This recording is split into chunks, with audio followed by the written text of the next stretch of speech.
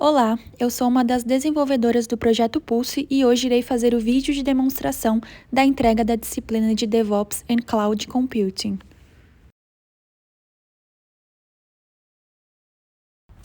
O projeto utilizado é o nosso sistema Parking Registration, que nada mais é do que uma API RESTful desenvolvida em .NET, criada para fazer o registro de pátios, zonas e gateways.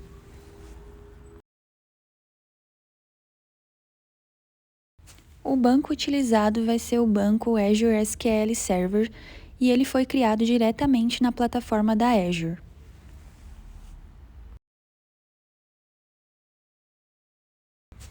Para a criação do banco, a gente cria um Resource Group, define um nome para esse database e define um server.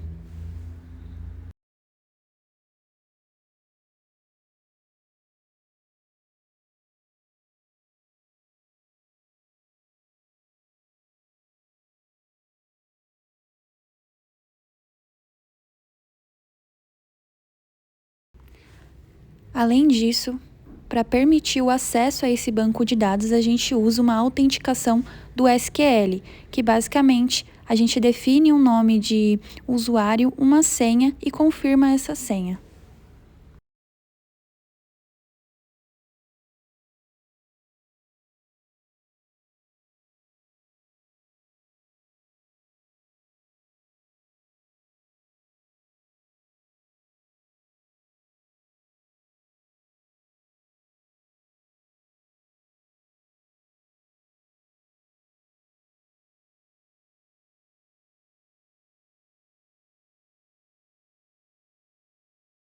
Bom, por fim, na parte básica de configuração, a gente coloca o ambiente como um ambiente de desenvolvimento e mantém o backup storage como padrão. Na parte de networking, a gente deixa o método de conectividade como ponto de extremidade público, Public Endpoint, e permite o uso do IP atual da máquina.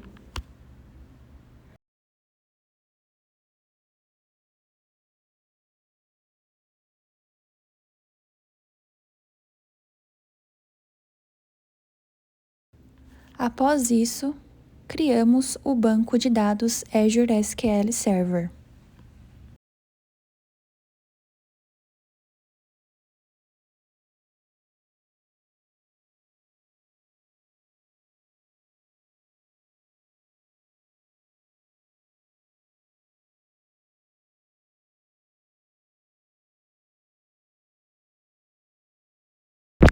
Após a efetividade da criação, a gente consegue visualizar as informações do recurso criado.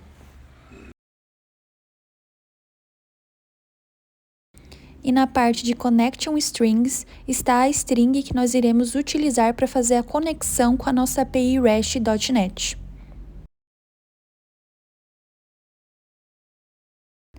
Bom, antes de realizar a conexão com o banco de dados propriamente dita, é necessário que a gente instale as dependências necessárias, já que inicialmente a nossa aplicação estava utilizando o Oracle. Agora, para utilizar o Azure SQL Server, a gente precisa instalar a dependência do SQL Server na camada de infraestrutura.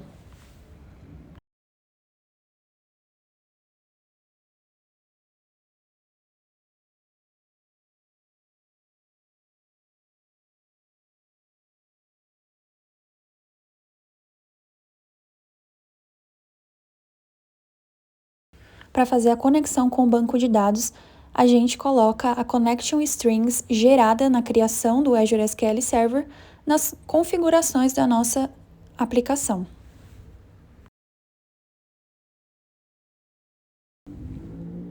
Outro ponto muito importante é a alteração do tipo dos atributos nos mappings. Como nossa aplicação estava utilizando anteriormente o Oracle, para a efetivação no Azure SQL Server, a gente teve que mudar os tipos de alguns atributos, como por exemplo o atributo number para o atributo int, correspondente ao Azure SQL Server. Agora, para permitir a criação das tabelas e das colunas respectivas da aplicação no nosso novo banco de dados, a gente faz a criação manual das migrations. mas esse processo de criação também poderia ser feito manualmente, direto no nosso banco do Azure SQL Server.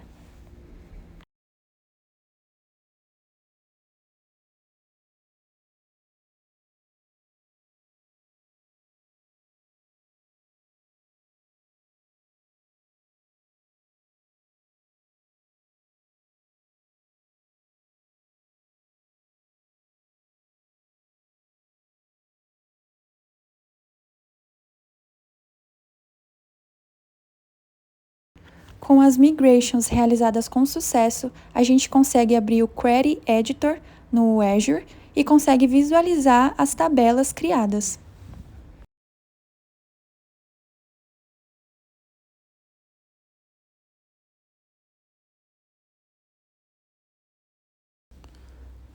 Aqui podemos ver que as tabelas de Gateways, Parkings e Zones foram criadas com sucesso.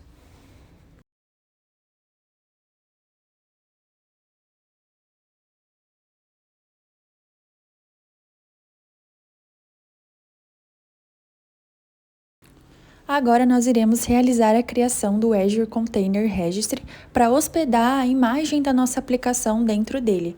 Antes de tudo, a gente cria um Resource Group via terminal usando o comando azgroupcreate com o nome desse Resource Group e a location dele, que no caso a escolhida foi a East-West.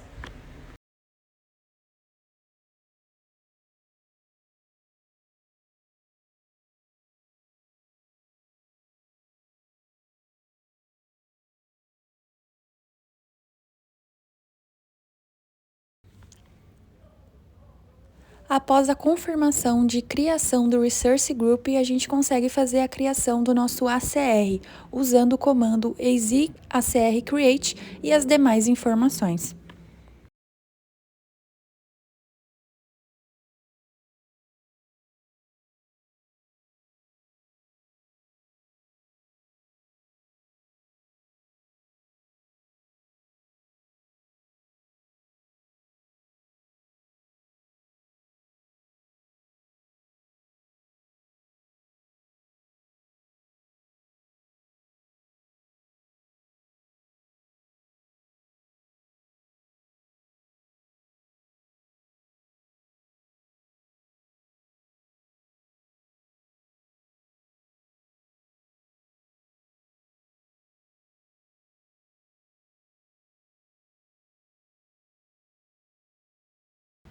Após a criação do ACR e antes de efetuar as demais operações, a gente precisa fazer o logon no registro do ACR.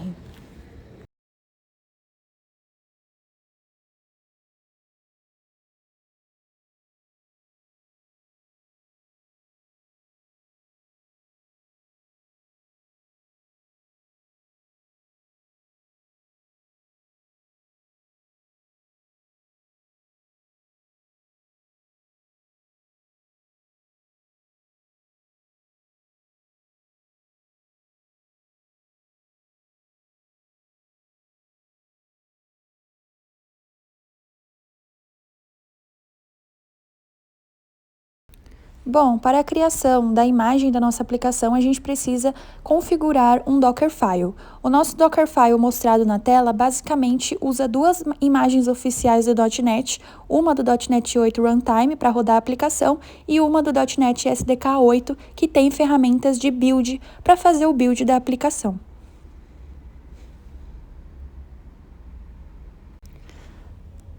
Para conseguir fazer a criação dessa imagem, a gente dá um Docker build, o nome dessa imagem que a gente quer dar e o caminho onde o Dockerfile está. Para isso, a gente está no terminal da raiz do projeto.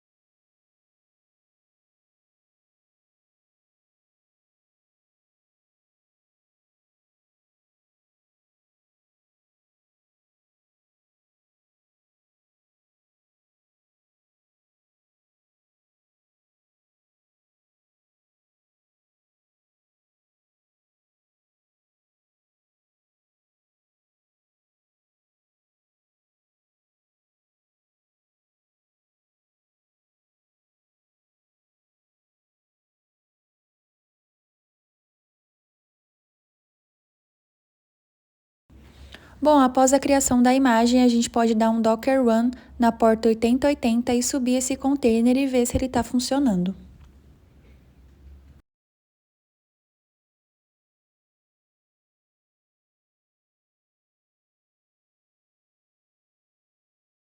Com o Docker PS, a gente consegue ver que esse container está rodando e a gente pode abrir ele no nosso navegador. Acessando o localhost na porta 8080, a gente consegue visualizar o Swagger da nossa aplicação.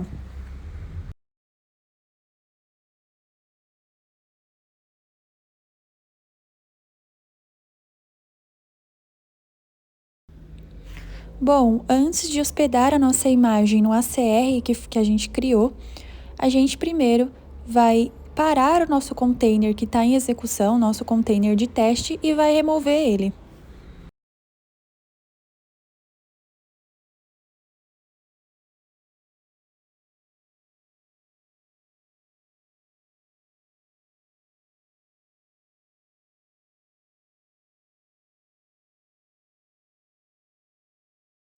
Agora a gente vai criar uma tag da nossa imagem para conseguir subir ela para o nosso ACR.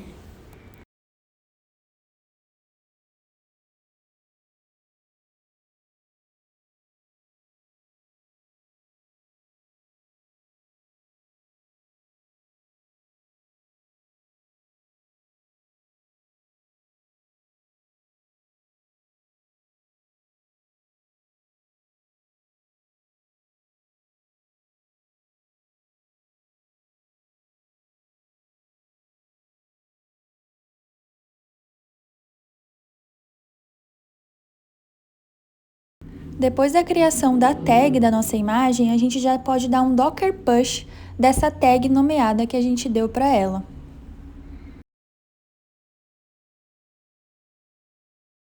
E a partir daí, toda a nossa imagem ela vai ser puxada para ser hospedada no nosso ACR.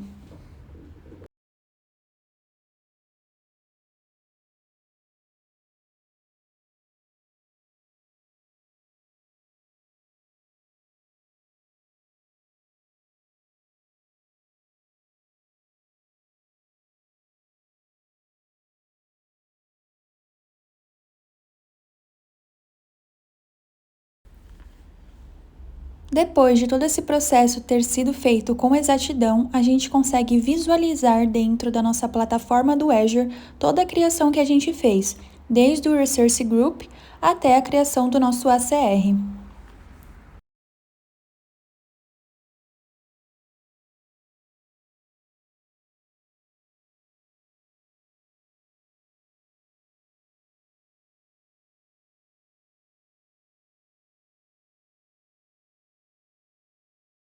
Além disso, a gente já consegue visualizar que a nossa imagem já está hospedada no nosso ACR.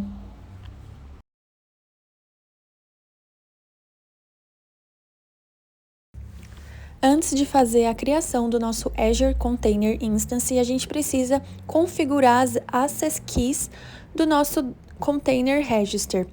Isso porque, se a gente quiser acessar, se a gente quiser utilizar esse Container Registry para criar uma instância dele, a gente precisa estar com as access keys ativadas para conseguir se conectar.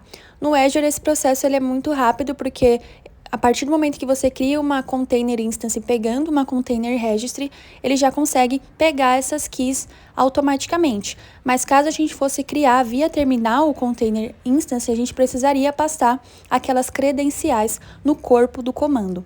Bom, já criando o nosso container instance, a gente define o nome e a gente define que a gente quer utilizar já um container registry que já está dentro da nossa plataforma. Então, ele já pega automaticamente essa configuração. O nosso network, a gente deixa ele como público e a gente pode sim ou não definir um DNS. Se a gente não definir, ele pega o IP já pré-configurado. E nesse caso, a gente também já deixa a porta 8080 aberta para a nossa aplicação, já que é onde a nossa aplicação ela roda. O restante das configurações a gente mantém como padrão e a gente já pode dar um review mais create. A partir do momento que a validação ela foi efetivada, a gente já consegue dar um create e criar a nossa instância.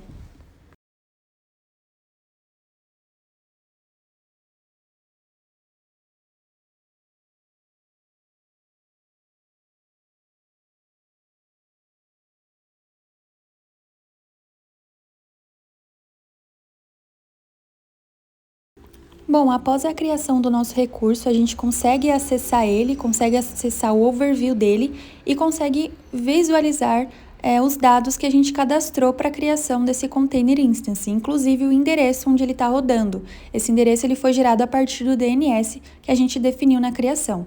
Se a gente copia esse endereço e acessa a porta 8080 e a nossa página do Swagger, a gente consegue acessar a nossa aplicação a partir da criação do container instance e todo o processo que a gente fez até aqui.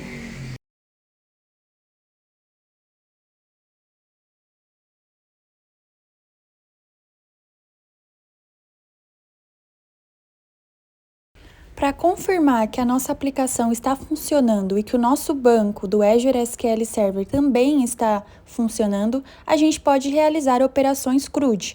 Primeiro, a gente pode cadastrar um parking fornecendo os dados básicos de acordo com o corpo da requisição e, a partir desse parking, a gente consegue criar gateways e zones que sejam correspondentes ao ID desse parking criado.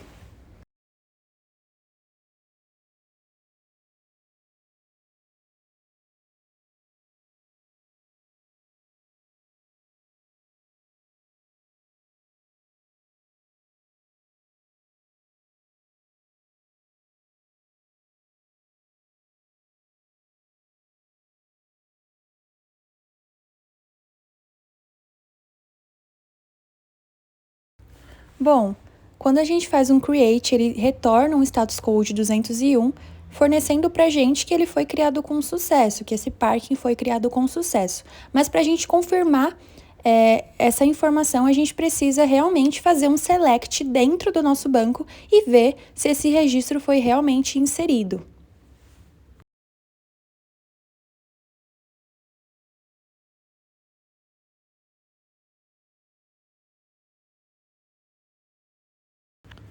Dando um select all from parkings, que é o nome da nossa tabela, e dando um run nesse select, a gente consegue ver que sim, os nossos dados acabaram de ser inseridos no nosso banco. Ou seja, a integração entre a nossa aplicação e o nosso banco está funcionando.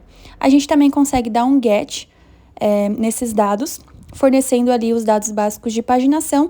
Ele também retorna o parking que a gente acabou de criar. Conseguimos fazer um get diretamente fornecendo o ID dele, então ele vai retornar esse parking específico. Se houvessem outros parkings cadastrados, ele ia retornar apenas esse do ID correspondente. E a gente também consegue fazer operações de put, a gente consegue atualizar esse parking a partir do ID dele.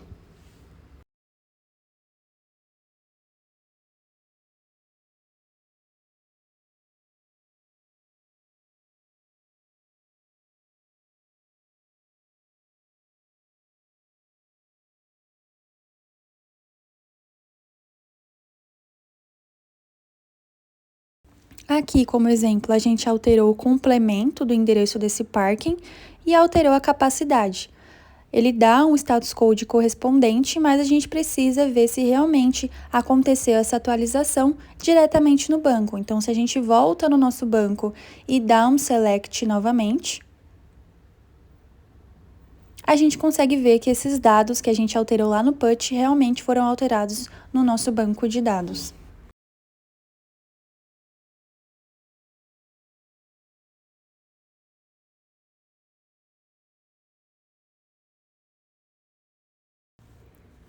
Como eu havia falado anteriormente, quando a gente tem um parking já criado, a gente consegue criar gateways e zones correspondentes a esse parking. Sem um parking criado, gateways e zones não podem existir. O mesmo acontece se eu apagar um parking, esses gateways e essas zones que estavam associados vão ser automaticamente apagados. Então, para a gente fazer um teste, a gente cria aí um gateway com um modelo específico, um MAC address correspondente e um IP correspondente. Esses campos eles precisam entrar dentro das validações. Então, se eu crio ele diretamente associado com o nosso parking ID, a gente consegue criar esse gateway com efetivação. A gente consegue fazer o select dessa tabela de gateways e ver se realmente foi criado posteriormente, e a gente vai conseguir ver que realmente foi criado, né? Dando ali um gateway específico no parking, a gente já consegue ver a lista dos gateways com esse gateway, e dando um select, a gente vai conseguir ver que ele também foi criado no nosso banco de dados.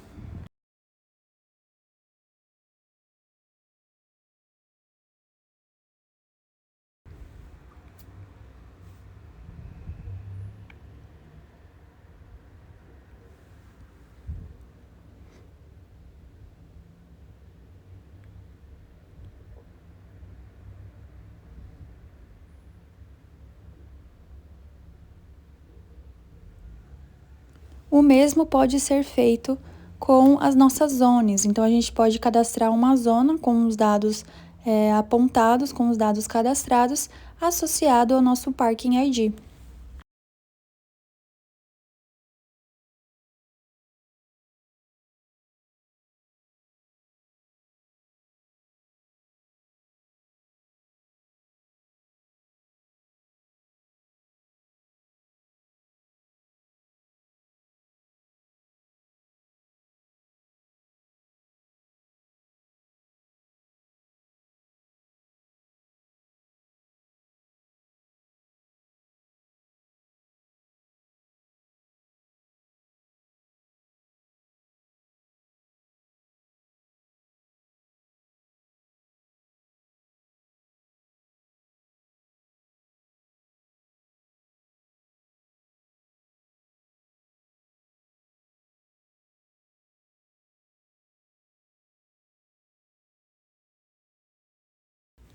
Para confirmar que essa zona foi criada, a gente dá um select direto no banco e a gente consegue visualizar esse recurso.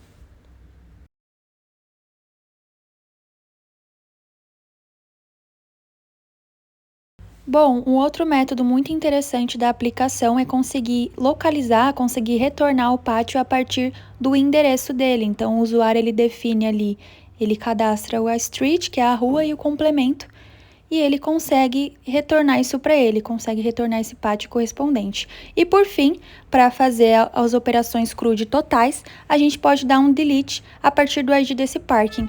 E a partir desse momento a gente tem uma resposta de 204, quer dizer que foi efetivada a operação, mas a gente só consegue confirmar isso dando um select direto no nosso banco. Então, com o select all parkings a gente consegue ver que não tem mais nada inserido. E a gente vai fazendo simultaneamente os outros selects nas outras tabelas, porque quando eu excluo um parking, efetivamente a gente vai excluir um gateway e vai excluir também a zona que a gente criou.